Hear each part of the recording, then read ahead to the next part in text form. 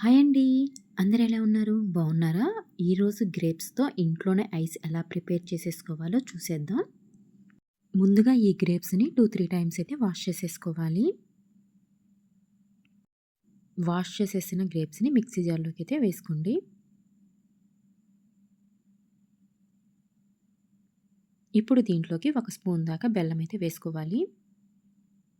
అదేవిధంగా 1 కప్పు వరకు పాలు కూడా వేసేసుకోండి.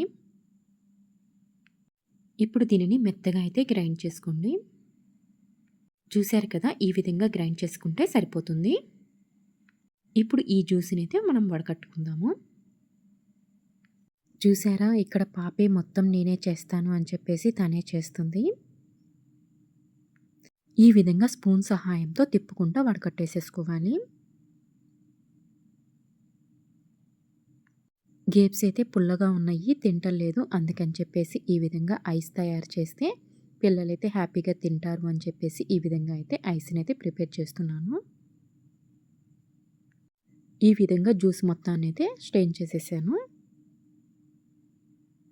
ఇప్పుడు స్ట్రెయిన్ చేసిన జ్యూస్‌ని ఒక గ్లాస్‌లోకి తీసుకొని ఈ విధంగా ఐస్ క్రీమ్ మౌల్డ్స్‌లో అయితే పోసేసుకుందాము. ఈ విధంగా జ్యూస్‌ని గ్లాస్‌లో పోసుకోవటం వల్ల ఐస్ క్రీమ్ మౌల్డ్స్‌లో పోసుకోవటానికైతే ఈజీగా ఉంటది. అందుకని చెప్పేసి ఈ విధంగా అయితే పోస్తున్నాను. ఈ విధంగా ఐస్ క్రీమ్ మౌల్డ్స్ మొత్తానికైతే జ్యూస్‌నైతే ఫిల్ చేసేసాము. ఇప్పుడైతే వీటికి క్యాప్స్‌నైతే పెట్టేసేసుకుందాము. క్యాప్స్‌నైతే టైట్‌గా పెట్టేసేసుకోండి.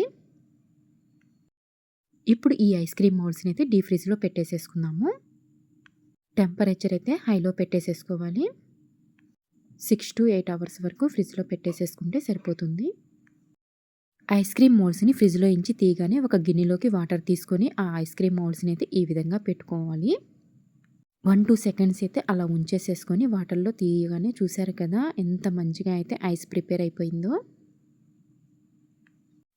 మనం ఈ ఐస్ ప్రిపేర్ చేయడానికి పంచదార కూడా వాడలేదు కదండీ! బెల్లంతో చేసాం కదా! పిల్లలు కానీ, పెద్దవాళ్ళు కానీ హ్యాపీగా అయితే తినేయొచ్చు. ఈ సమ్మర్‌లో అయితే చల్లగా తినాలనిపిస్తది కదా! ఈ విధంగా అయితే ఐస్‌ని ప్రిపేర్ చేసేసుకొని హ్యాపీగా అయితే తినేయొచ్చు.